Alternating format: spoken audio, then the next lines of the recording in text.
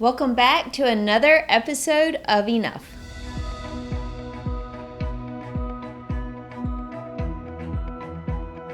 And I have a couple questions for you to start off this episode. Wonderful. This last weekend, you and I did a race. We did, and it was so fun. So it was a live race. It was a live race. Like, we were in person. Yes. It was a team relay. Runners. Yeah. It was fantastic. There was a start line and a finish line. Mm-hmm. Yes. And somebody, we put medals on each other's necks for real. It didn't get mailed to us. Yeah. It was very exciting. So I said something to you during this race, and afterwards I thought, should I have said that? So I'm going to bring it up, and I want to know just your opinion on it. Okay. You and I didn't train really well for this run. Typically, we were a little off our game. Mm-hmm. There was injuries. I'm still having some foot pain. We ran less. We got long runs in, but it wasn't our typical, die-hard training. Right. So this race was in the Smoky Mountains, and it had a lot of altitude to the runs. And I had run this before, so I knew what to expect, but you had not. Right. And you made a comment to me that your neighborhood had some elevation in it, so you thought that would be equivalent. You didn't say equivalent. Right. You thought that would be that. You got some hill conditioning in. You kind of just made a comment my neighborhood has some hills. Right. And I was like, oh, girl, no. So it's how I responded to you. It was during the race. It was right before you were going to run, and I basically said, oh, girl, you don't even know hills yet. It's kind of how I put it out. And then afterwards I thought, why did I do that? Was that to your benefit to know before you took off that my opinion was the hills that we ran are not truly preparing us for the run that you're about to have?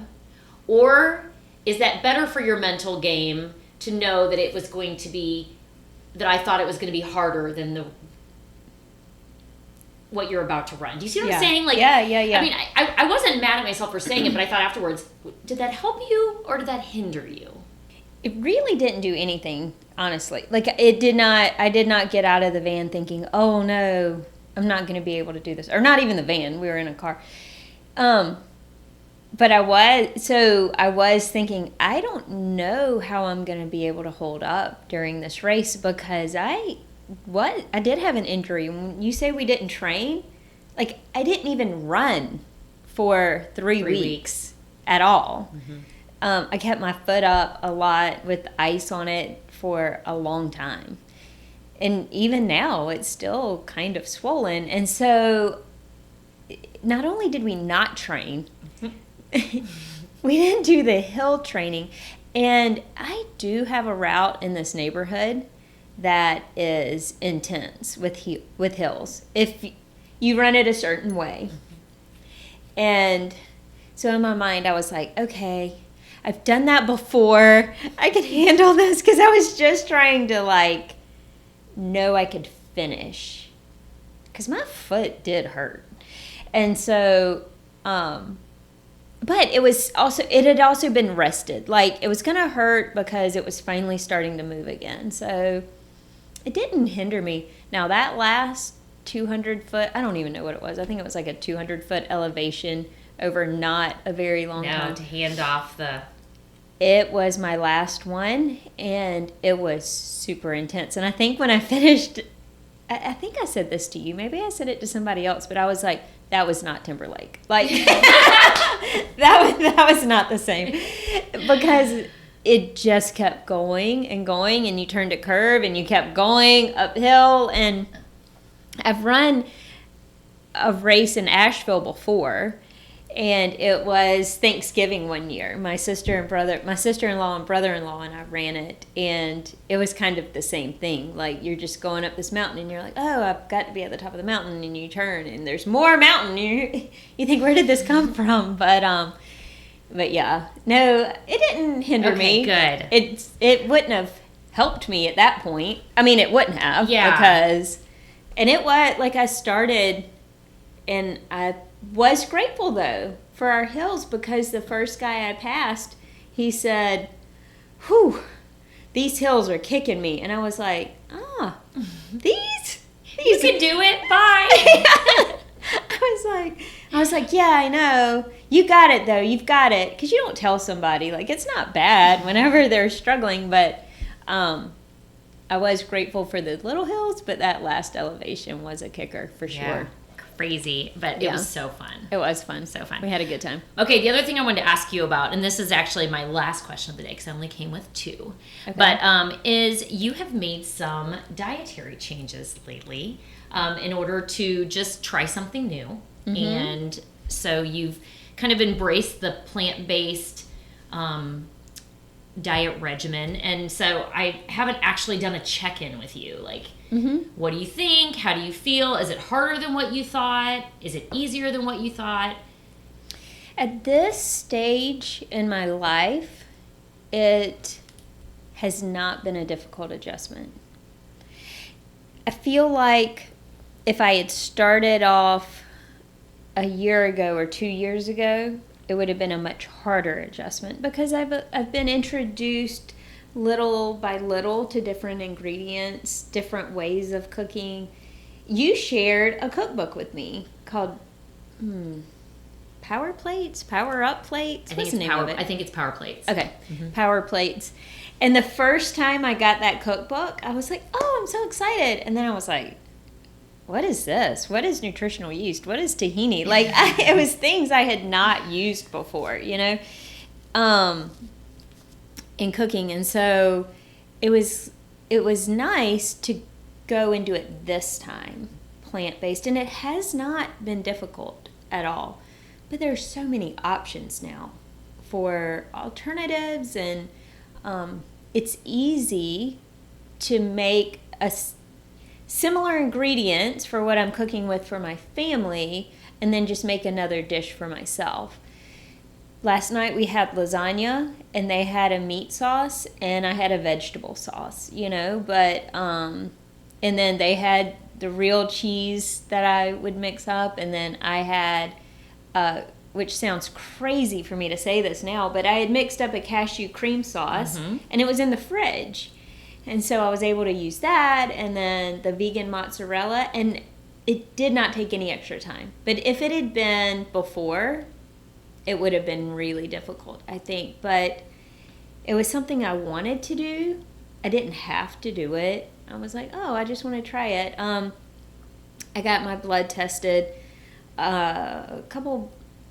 maybe about a year ago. And one of the recommendations she told me was, for your blood type, a lot of plants are really good to eat and to lay off the animal proteins. And that was hard because back then I was super high protein, which was a lot of animal protein. But the plant-based shakes I had been using those already. It was just, at this point, it was mild adjustments. And so, yeah, it's been good. It's been pretty good. Isn't cashew cream fantastic? Oh my gosh! Have you made it with a sweetness to it yet? You can use it on the sweet side too, like drizzle over things. Like if you add honey to it or maple syrup, natural maple syrup or something that you can add to drizzle. You use it as a sweet. In the sweet side, I think cashew cream is savory. Like one of my favorite new finds in the world. Oh my gosh, it is so good. And all you do is you soak raw cashews, and then you blend it, and then you can keep it in the fridge to pull out to use as a dressing, a cream. It's fantastic. Okay, awesome. Okay, even soaking the cashews before, because we had a friend years ago, like 5 or 6 years ago, we had a small group dinner. And she made a macaroni and cheese. Do you remember this? And the cheese was this cashew cream sauce. And when she gave me the recipe, I was like, I have to soak raw cashews? I don't even know where to get raw cashews. Like, years ago. Right. And I've never made it. And then now it's one of my favorite things to add. I'm so excited, Oh, you'll have to share that recipe with me. I remember eating it when she made it. Yeah. Okay. I'll have to dig through I've never made it, so I'll have to dig through the cookbooks and see if I can find it. Awesome. Yeah. Well, I think it's great. I love it. And now I'm going to have a friend to share recipes with, so it's going to be so fun. Yes, because you've been plant-based for a while now. Yeah, I started in late January, February. Now, I'm not 100%, so I would call myself 80%. Like during the week, I stay plant-based, and then on the weekends, I don't keep those restrictions as tight. But through Lent this last year, I went 40 days of all staying tight, but I'm a little more flexible. But I love it, so it makes me excited when I see somebody that also is enjoying it too. Yes. Because it sounds weird, but you feel good, it's enjoyable, Yeah. and it's fun to open the doors to new foods too. So It is. It really is. And okay, so this was something fun Nicole and I started doing a couple of weeks ago that you guys might want to do. So we were messaging each other each day with just what fruits and vegetables, nuts, well, any legumes, seeds. yeah, like, and if it was cooked or raw. And the intention of that was just to get more variety in our diets. That was it. Yeah, so at the end of the day, we would just drop a text message, and will say like raw, and then I would name off all the raw fruits or vegetables I ate that day, and then cooked, and we added some grains in there too. I mean, like if we had farro but the goal was to just expand what we're eating, get more colors, get more, different vitamins and minerals, and that was, I thought it was fun. I thought it was fun too. We kind of like died off for a little while, but it was fun. It was fun. And I'm not super competitive, but one day I would get Dee Dee's and I'd be like, I need to step up my game, because you would have like things in there. I'm like, hemp seeds. Okay, I use hemp seeds in a recipe, but how do you use hemp seeds? And you're like, I sprinkle them on a salad. And I'm like, I'm going to do that to my salad. So now I sprinkle them on my salad almost always. So do you? It's fun to get even new ideas by doing that. For sure. It's so fun. So cool. Yeah. So our topic today, I'm really excited about this, to talk about this topic because I've recently heard it on a different podcast, but then it reminded me of a conversation I had with my middle daughter when she was really little. So we say often, you need to see the glass half full. Like that is something, you need to see the glass half full. Are you a glass half full or a glass half empty kind of person? And when she was little, McKenna and Kelsey and I were sitting around the dinner table, and she said something. And I said, Kelsey, you need to see the glass half full. And even when, as a little kid, she had an engineer type mind, very methodical thinking. And she said, what glass? And I said, imagine there's a glass, you walk into the room and there's a glass on the table and there's liquid in it, there's water in it. And it's filled to here, and I showed like a glass filled to halfway. I said, would you say that glass is half full or half empty? And she thought a minute, and she said, well, are you drinking it or pouring it? And I was like, whatever. Like, okay, you're missing the point. But then as I thought about it more, I thought that's really clever for her to think about that and trying to teach her to see the bright side. And one of the conversations I was listening to was, why do we have to put a definition around the glass? Like, it's half, but where do we want the glass to be? If we want it to be full, don't just be happy that your glass is half full and be content with that and go on about your business. Like, figure out, if you need the glass to be full, what is it going to take to fill that glass? And I thought, interesting. That's such a different way to think about it. And so that's what I wanted to think about, to talk with you about today. Like, have you ever had an experience where you had gratitude for what you had, but then you grew it, you added to that cup to where it needed to be, or to where your vision for that part of your life was held? Yeah, I always try to be the cup half full person. Mm-hmm. And it's funny that we do focus the way you said, like, why do we have to focus on the cup and where it's at? Because really it matters where it's going, and that's where our attitude is. So what's the difference? Let's talk about the difference in the glass half full and the glass half empty mindset. Because I was going to say personalities, and it tends to be a personality trait, because it does. You find that people that they see the glass half empty, it's their chronic vision on the way they look at things, versus the glass half full, there's like a chronic vision. Well, it's a mindset issue, and then your mindset does end up shaping your personality because it controls your emotions too. Yeah, so or influences if you it. are somebody that has a glass half full mindset, then you're always looking, or you try to look on where it's going to go.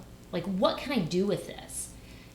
It's almost like you start seeing that line where the liquid is as your foundation to get started. I mean, so one of my favorite sayings in my brain is, I'm not behind, I'm just getting started. And I try to pass that on to people. Like, I've tried to speak that into people. Like, if somebody's in a place of bad health, like maybe they're not happy where their weight is. Okay, so today's day one. You're not behind, you're just getting started. Right. If your house is in chaos, if you tend to be a hoarder and you have a lot of things and you look around and you become overwhelmed by it, well, okay, today's day one. You're not behind, you're just getting started. So your glass, that line where the water is your line, and then you get to decide where you go with it. And if that's your starting point, then you can take it wherever you want. And that would be that mindset of, where are you going with it? What are you going to do with it? What's the possibility out there? Versus if you are a hoarder, and the line of, you have places in your house maybe that have some order, and then you have places in your house that have chaos, but you're a glass half empty person, you're always focusing on the chaos, and you don't see possibility to make it any better, then actually that's probably still, you're not behind, you're just getting started works for that too, because what you're getting started is just continue to be in a place of feeling sorry for yourself, a place of you're going to keep driving it down. Yeah. So it's the driver. You're driving it up or you're driving it down, wherever you're at today. I don't know. I don't even know if this is going the direction that you were. No, planning. I wanted to talk about it, and I love the way your brain works too around things, because you do have that growth mindset, and it even comes out in the way that you interpret the question. Because you said, I mean, I think if you see a glass half full, then you see it as this is where it is now, but it's getting better. And I think some people, when they hear you need to see the glass half full, is you need to be content that that's all you have. And that's all you're ever going to have. And don't strive for more. And hold on to it so you don't lose it. Figure out how to be happy with what you have, what you've got. Like, this is what the cards you've been dealt. Figure out how to be happy with it. Yeah. And you can't change it. And now, that whole mindset that I just talked about was described in that conversation I was listening to, and I thought, this is so fascinating. So when you tell somebody, see the glass half full, like I told my daughter, it will mean so many different things to different people. But I like what you said too about you said this is day one. And one of the things I've really embraced lately is this is just where you are. And so where do you want to go from there? And your decisions and your mindset and your energy and your intentions are going to decide which way you go. And so And day one could start really messy. I mean, you know what I mean? Like, yeah. There's a lot of scenarios that we could get ourselves in if we're struggling. If our kids are struggling with schoolwork and we're trying to find out how to help them, day one may be really messy. Yeah. But there's totally a different attitude behind, we're going to figure this out. We're going to get you the help you need. We're going to make sure that you have an area that brings you peace. We're going to find where your distractions are. We're going to talk to your teachers. We're going to, like you have that, or you've really screwed this up. This is where you're at. and you've really screwed this up, and I don't know how you're going to get out of this, but you better start working really hard. That's a rough place to start from, but that would be Right. different of, and if you don't, then look what's going to happen. You're going to continue to drain that tank. You're just going to get yourself farther in a hole, and you're not going to get yourself out. I mean, Yeah. those are two different ways to look at where you're at, and it doesn't change the fact that where you're at, it may be a messy place, but there is a difference on where you go from here. So that glass half full is, where do you go from here with your brain, the way you see it. Mm-hmm. So I was on this call this morning. It was about business owners and what this year has done for businesses, and really talked about, it used the word resilience. Mm-hmm. And that that's word, a great word. oh, because resilience has been able, if you test or think about how resilient you are, then it also, you're able to see the trajectory of where you go after being in conflict or having issue in your life. If you stay in this place of struggle, if you if you just stay there and stew in there and allow, don't have hope, and it's not working to change and adapt and adjust, if you don't have the resilience to adapt and adjust during changing times, then the progress, like they had this line graph, your progress is either you stay where you're at and that mentally maybe in a really bad place, or it just keeps getting worse and worse and worse because you are unable to adapt and adjust to where you're at. But people that have resilience, and those are the people that the businesses right now are changing what they're doing, making different decisions. It may be a restaurant that is using all new carry-out options. They had to change their menu around to make it happen during these changing times. I have this person I'm following on Facebook. Their restaurant shut down. She's in a state that there's not any indoor seating, and she has started packing ingredients. Families can come pick them up, and then she does a live Facebook demo and cooks it along with the families. That's I'm thinking, awesome. that's resilience. Yes. That's adaptive change. That's a person that had her cup. She saw that cup as half full because she was in a really cruddy situation. That restaurant is that's where her and her husband work. That's the family income. And in the time where they are unable to open the doors, they had a lot of resilience. She saw that cup as half full, and she was ready to build it, figure it out, take care of business. And there's a lot of people that can't do that. It's not that they are not capable of doing it, it's they're unable where they're at to be able to do that. They see that glass, to them, their doors are shut, and it's the drink is just gonna dwindle. Yeah. And they could do it if they made the decision to do it. Right. But they don't even realize that they're in that mental place in order to make a shift. Yeah. Because when you're super overwhelmed, then it's hard to be able to take a step back and see the situation from a different perspective. And listen, I'm not saying if you're a restaurant owner and your restaurant ends up not making it through these times that you didn't do everything you could. I want to go ahead and put that out there, sure. because the restaurant business in general is hard enough when you have full capacity in your seating area. So I feel for any business owner that has been affected by this. What's interesting for me to watch though through it is those that have adapted and adjusted to be able to stay afloat during these hard times. And to me, that is incredibly inspiring to watch. And truly, true resilience doesn't come without conflict and without stressors and without failure. That's where the resiliency comes from, because when you've had the failure, your business does close. Well, that doesn't mean, like you said, that you weren't resilient. Your demonstration of resiliency is what do you do now? Next. That's right. Where do you go from here? Yeah. And you look at so many of the greatest visionaries that have created things that we still benefit from today. and the number of rejections they got, bankruptcies they filed, the failures they had, man, those are the best movies. So, like, if that is the story of your life right now, don't hit pause or stop in the movie. Like, make it a really great ending. Yeah. I love that you even said movie, because in my mind I'm thinking there's certain celebrities that we love, love, love that have been turned down for so many roles. Yes. Right? Or musicians. Yeah. Like, it really is seeing hope and realizing that you have it in you to push past whatever stumbling block has been put there. Yeah. Like, okay, so like the movie The Greatest Showman.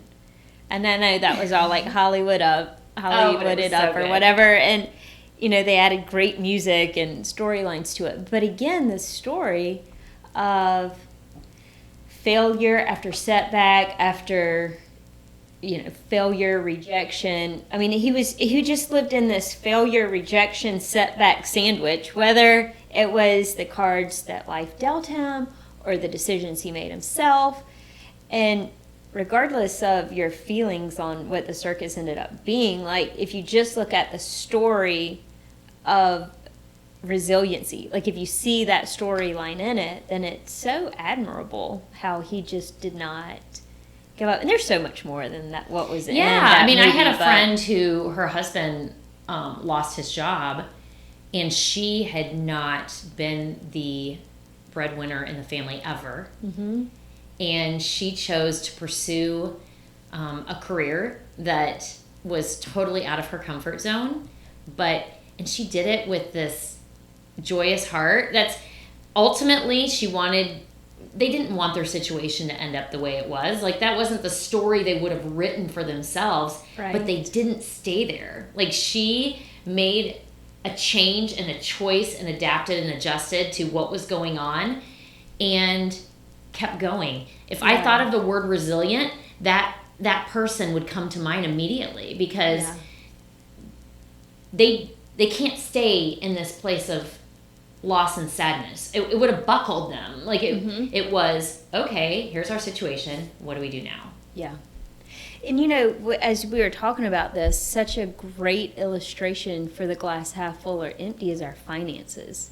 And it has been a tough year. For business owners, it's been a tough year personally. And now we're going into a holiday season where money is always top of mind. And there can be so many emotions that start to come around your finances, and when they're not where you want them to be, and when you're feeling like you're playing with a half full bank account that is dwindling, like there's fear and there's frustration and sometimes shame or whatever, like guilt, all these different emotions creep in, from whether it's from overspending or just frustration that you don't have what you normally have, or you're upset that you're not going to be able to have the type of holiday that you would typically have. And so thinking of it from a financial standpoint, it's hard. It's hard to look and say, what's causing this glass to be half empty? And to take ownership of that, because that's a really hard thing to do with your finances, right? Because so much is personally tied to that. Well, and I want to keep going with the finances because I started thinking as you were talking about how much ego plays in our finances, pride and ego. Yeah. And so several years ago, it was probably 8 or 9 years ago, Ben and I had a really tough year, and we didn't bounce back from it the way that we thought we would, and we had to make some changes. Like, we were getting ourselves in a really bad position, and we had to make some changes. And so that's when I embraced the Dave Ramsey plan, and I went through and I read his books, and I presented it to Ben, and he was like, what? Okay, these credit cards we have, hon, we're gonna cut them up. And there was this feeling of, well, we just won't use them. We're not actually going to cut them up. No, we're physically going to cut them up. And it took a little to get him on board, because Dave's processes are a little different as far as how you pay things off and stuff. Like it doesn't necessarily make sense if you try to, from what you know and have been taught, you try to analyze it. It doesn't seem to make sense. Right. But yet, I will tell you his systems do make sense and they do work. And so at first Ben was like, this doesn't make sense. And I was just like, we have to trust it. And sure enough, now he would tell you a totally different story. But right. But I started thinking as you were talking about how much ego is tied around our money. And so that gets in the way of us. We keep draining the glass because we're trying to protect an ego. And if we go back to the word resilience, that's not resilience. That's messy. I don't, I really feel like when resilience paid through, that's when we made some serious changes and sacrifices and pushed through in order to keep everything afloat and end up where we wanted to be. We would have sunk if we would have let ego just be what drove our decisions financially. And that's a great word, ego, because it really is a desire to feel something in self, right? Like, so whatever your issue is with the finances, you're right, a lot of those self-inflicted issues are ego-driven. Yeah, but with finances, for sure, it's easy to do that. It's really hard, though, to take that first step. And whether that first step is, let me write down what I'm spending. Where is my money going? Because once we can identify where our money is going, then we can put a better plan around what we want to do with it. Reaching out to a planner, reaching out to somebody who's knowledgeable to say, I'm kind of screwed up, I think, but I don't want to anymore, and I want help. Like, you have to humble yourself. You have to put your ego at bay and say, can you help me with this? But all the while, you're seeing going back to the glass half full or half empty, you're grateful for what you do have. You're grateful for those streams of income, but you're not sticking your head in the sand and saying, nope, well, I have enough to do this. I'm just going to be grateful for that. Like, you're saying, I really want it to be here. I really feel like my family needs it to be here. The places I want to give to, they need me to be here so that I can pour into them. And then making a plan and going after that with whatever it is. Like, finances popped into my head and I thought, wow, that's a really great visual, because that's something in your life that you hold in a tank, if you will, and you can easily watch it fluctuate up and down. But I do think with recessions or times where the financial stressor comes from outside of you in your household, it's easier to address in those times, because it's almost like you have an excuse for why you're there, but it's a great opportunity to then take a look inside. And I don't know if I've mentioned it on this podcast. When the 2008-2009 recession hit, and we got hit hard. I lost 25% of my income. It was cut. A condo we owned did not rent, so we had to pay the mortgage on that, and that also paid our boat, and it paid the insurance on the condo, and it paid the HOA. So not only did we have to pay our mortgage, we had to pay all those other things. And it was tough. It was really tough, and I got pregnant, and we had given away all of our baby stuff before. So it was tough, and I had a jar. And at the end of the month, I had a certain amount of money, which was not very much money, to spend on food, and I kept it in cash. We had to go to the Dave Ramsey envelope system. Yeah. Out of necessity. Like, we had to deal in cash that way. And I would take it, and I was pregnant, and I would go to this big chain store that I really am not a fan of, but it was the best prices, and I would be so frustrated. And I would have to take my jar, like get my money out of the jar and go get it. And then I'm unloading all this stuff into my car, and we would go grocery shopping one day a month to get all the big stuff and then just supplement with meats and things that would expire. But I learned so much through that experience. I think we could do a whole podcast on what we've learned through those financial struggles. And it is something I never want to go back. I never want to go back through that. But I would not give anything for that either, because I learned so much. And I put so many new systems in place that I still use today. And it's systems that don't make sense to everybody. They make a total sense to me, and it really helps me. But during that time, we built a new Chick-fil-A in our town. And the funniest thing was, we could only go out to eat if we had money left over in that jar at the end of the month. And I remember when we had like a little bit of money left over and we got to go get Chick-fil-A, I was so excited. I was like, best day ever. I don't know. It was so dumb, but that's just where we were. And we were also looking at, this could get a lot worse because the company could shut its stores. Like, we took a pay cut, but it could shut its stores. So what do we do from there? But yeah, the Lord's so good too. Yeah, when you ask for wisdom from him, he gives it to you. I agree with you. I love the things I learned during that time, and I don't want to go back. But yeah. I love being on the other side of it. I don't know that I had a lot of gratitude when I was in it. I'm not sure. Like, I'd have to really think about that. It was a long time ago. But I always had gratitude when it was working. Like, I was figuring it out and making it work. Mm-hmm. But my gratitude was not in the situation. My gratitude was in the faith that God would never leave me. Mm. And my gratitude was in that I was going to learn something from it. Even though I didn't know what I was going to learn from it, I knew he wasn't going to leave me, and I knew if I gave him an opportunity to teach me something, he would.